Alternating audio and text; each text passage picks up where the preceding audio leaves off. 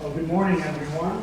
Again, it was interesting that my in-laws were in town this week, and they told a story about Christine and actually the whole family that fits with this story. So it was interesting that the first time I heard this story was this week, and that I was preparing. But I think a lot of us go through a time in our life when we're young, maybe starting at 11 or 12 and going through high school, where our parents are the most embarrassing thing that God ever created. And no matter what they do, it just brings unrelenting and unmitigated shame upon us when our friends see them. Christine went through a phase very much like that, especially with her mother. And it doesn't really matter how fun or cool or interesting your friends think your parents are, everything they do still mortifies you. And Christine's mother sort of made that worse because she's some of you have met her, she's very ebullient and very excited about everything. And this included conspiring with Christine's friends to do things that Kathy thought was fun. And when Christine was about 12, she had a sleepover at her house. And one thing you guys will get to know about my dear wife as time goes on is that she always wants to include everyone. So when she had a sleepover, she invited everyone in the class, even the kids she didn't really like, even the girls she didn't really like, because, well, it would just be sad if anyone was left out. And so about 12 years old, Christine has a sleepover with 18 or 20 girls, and Kathy comes up 12 o'clock, 12:30, and says, "Hey girls, do you want to go toilet papering?" And of course, Christine's absolutely horrified at this idea. Kathy's, "Oh, come on girls, it's going to be so fun. We're going to go toilet papering, it'll be great." And Christine's like, "I don't think that's a good idea, Mom." But, Kathy won, and Christine and 19 or 20 girls pile into their Suburban and her father's car, and they go to this boy's house who was in their class and lived about less than 10 minutes away. They pile in and they gather every roll of toilet paper in the whole house, and they jump out, and it's pandemonium. There are 12-year-old girls running everywhere through this yard, shrieking and trying to be quiet, but really probably doing a miserable job at that, and spreading toilet paper everywhere. And then all of a sudden, all the lights on the outside of the house and inside the house come on. And there is shrieking and scattering and fleeing, girls screaming and running, and everyone piles into the cars. And I sort of picture it as, tires squealing and fishtailing as they pull out. It probably wasn't quite like that. But they run and they head for home. And all the way home, there's the typical conversations that happen after something exciting. Everyone wants to recount what they did and what they saw and laugh about it. And everyone gets home and they pile out of the car and they go to the house, and there's giggling and laughing, and everyone had a great time until someone goes, "Where is Sonia? Has anyone seen Sonia?" And they look everywhere, and Sonia is nowhere to be found. And this is about the time where my father-in-law had these horrible flash forwards into the future where the front page of the newspaper has headlines like, "Local surgeon loses other person's child," or "Girl missing, not found."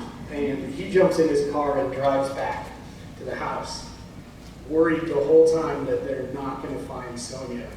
Well, he gets almost back to where they were, and he finds her walking by the side of the highway towards home. And some of you can imagine the fear that you might have for losing someone else's child, what that would be like. The sort of that fear that rises within you and grabs your heart, and probably almost takes your breath away. It's a moment of panic and terror. And my in-laws experienced that, and I'm certain that Mary and Joseph experienced that in this episode of their lives when they got a full day away from Jerusalem and realized that Jesus wasn't with them, and that maybe they had lost the Messiah. Maybe they had lost the Son of God. So it would be quite a thing, not only to lose someone else's child, but to lose God's child. So if you'll turn with me to our passage this week, it's Luke chapter 2, verses 41 through 52. It's Luke chapter 2, verses 41 through 52. And if you have your Bibles, and I hope you do, please follow along with me. Every year, Jesus' parents went to Jerusalem for the festival of the Passover. When he was 12 years old, they went up to the festival according to the custom. After the festival was over, while his parents were returning home, the boy Jesus stayed behind in Jerusalem, but they were unaware of it. Thinking he was in their company, they traveled on for a day. Then they began looking for him among their relatives and friends. When they did not find him, they went back to Jerusalem to look for him. After 3 days, they found him in the temple courts, sitting among the teachers, listening to them and asking them questions. Everyone who heard him was amazed at his understanding and his answers. When his parents saw him, they were astonished. His mother said to him, "Son, why have you treated us like this? Your father and I have been anxiously searching for you." "Why were you searching for me?" he asked. "Didn't you know that I had to be in my father's house?" But they did not understand what he was saying to them. Then he went down to Nazareth with them and was obedient to them. But his mother treasured all these things in her heart. And Jesus grew in wisdom and stature and in favor with God and man. So Jesus is both fully God and fully human. And because he was human, because God condescended to become one of us and to live a human life, he gives us an example to follow in our own lives.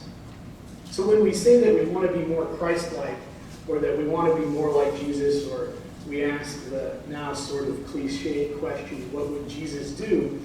This isn't some sort of abstract exercise or throwaway line. We actually have examples from his life about what he did, from which we can learn what he would do, what he did do, how we ought to live and act.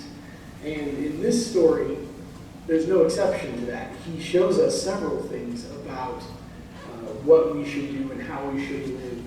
And he gives us an example to follow here. As a 12-year-old, Jesus knew who he was and whose he was. He didn't have a struggle with his identity. He didn't have to wonder, what is my purpose in life? Why am I here?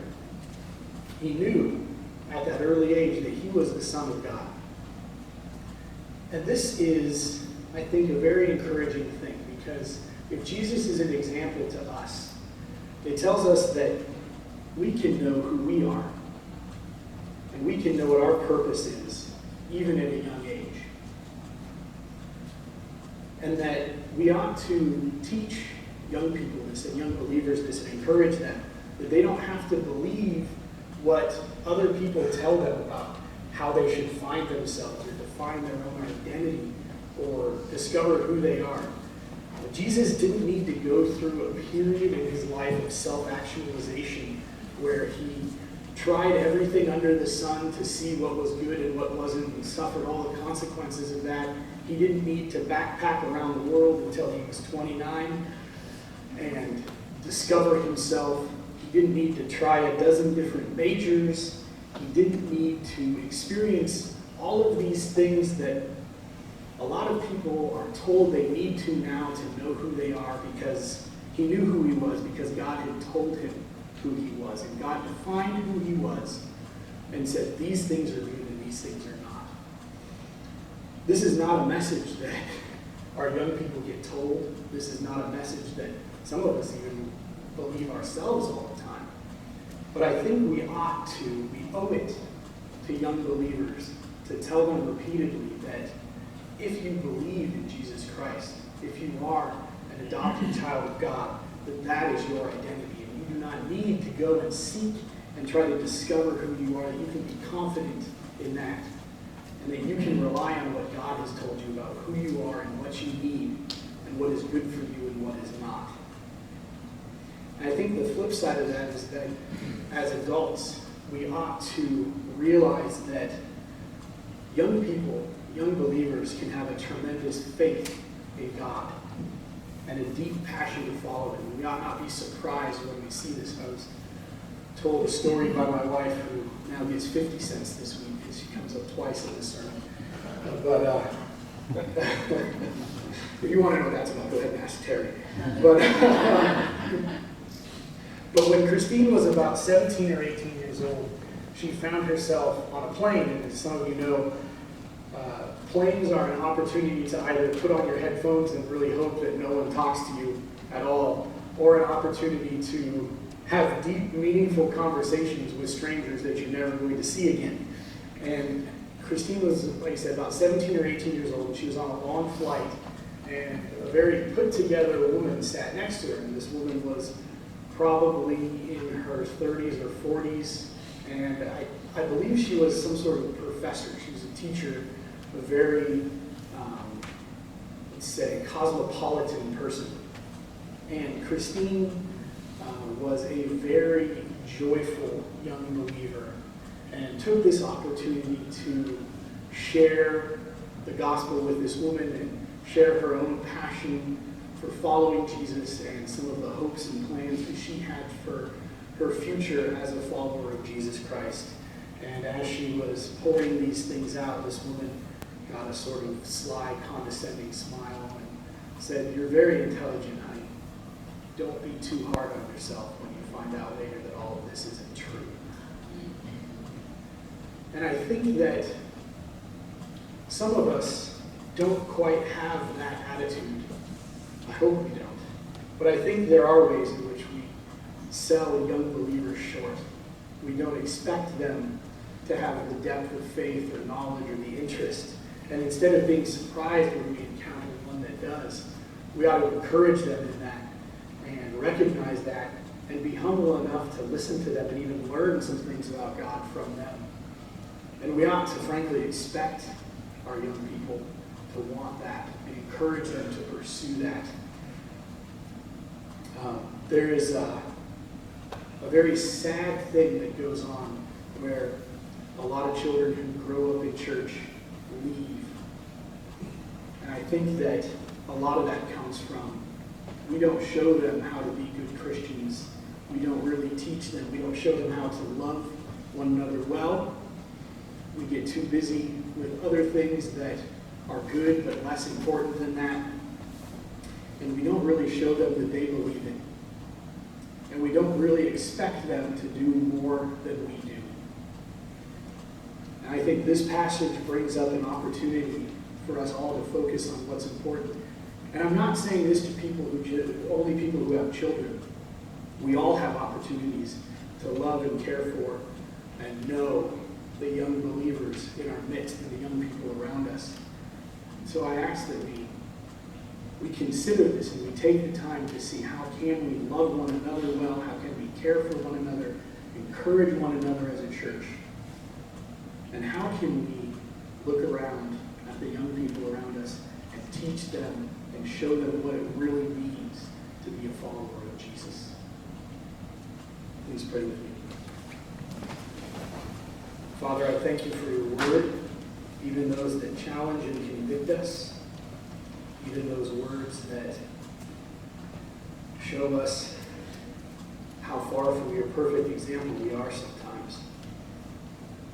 I pray that what was in your word today will sink deeply into our hearts, will lead us all to reflect on how we can follow you better, how we can be more Christ-like, not saying that as empty rhetoric, but saying that as a true desire of our hearts. In Jesus' name we pray. Amen.